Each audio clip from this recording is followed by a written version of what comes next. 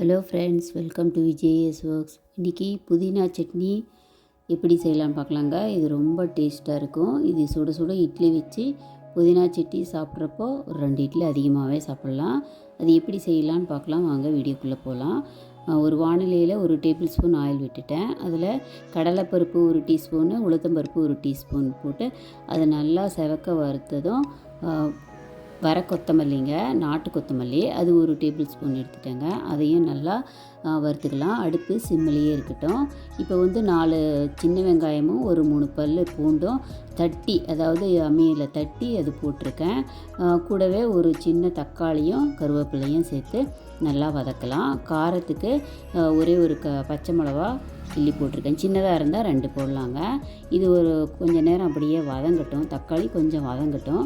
கூடவே புளி ஒரு பிஞ்சு அளவு, 1 இன்ச் அளவு புளி சேர்த்துக்கிட்டேன். அதையும் சேர்த்து நல்லா வதக்கலாம். நல்லா அது வதங்கினதும் கொத்தமல்லியும் புதினாவும் 2ம் நான் சேர்த்து எடுத்துருக்கேங்க.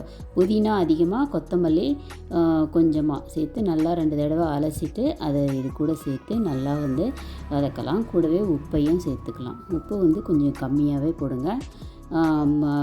இல்லைன்னா அது ரொம்ப அதிகமாகிட்டால் சாப்பிட முடியாது. அதுக்காக பாருங்கள், நல்லா வதங்குது.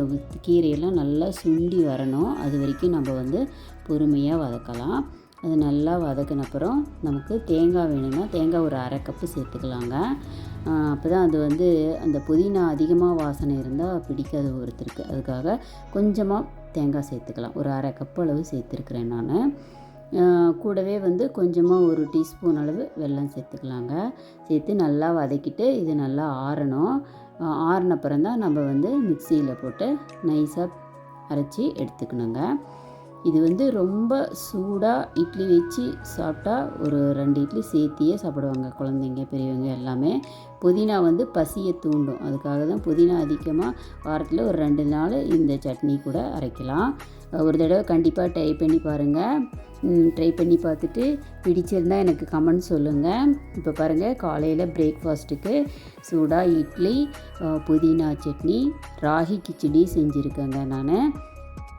இந்த ராகி கிச்சடியோட ஷார்ட்ஸ் வீடியோ போட்டிருக்கேன். அந்த லிங்க்ஸ் வேணால் டிஸ்கிரிப்ஷன் பாக்ஸில் கொடுக்குறேன், போய் செக் பண்ணுங்கள். ராகி கிச்சடி ரொம்ப சூப்பராக உதிரி உதிரியாக வரும். அது எப்படி போடுறதுன்னு ஷார்ட்ஸில் டிஸ்கிரிப்ஷனில் கொடுக்குறேன், போய் பாருங்கள். ஷார்ட்ஸில் போட்டிருக்கேன். இப்போ புதினா சட்னி, இட்லி, தேங்காய் சட்னி. தேங்காய் சட்னியும் அது எப்படி செய்கிறதுன்னு ஒரு வீடியோ போட்டிருக்கேன். அதையும் லிங்க் கொடுக்குறேன், பார்த்துக்குங்க. விஜேஎஸ் ஒர்க்ஸ் சேனலை சப்ஸ்கிரைப் பண்ணுங்கள், லைக் பண்ணுங்கள், ஷேர் பண்ணுங்கள்.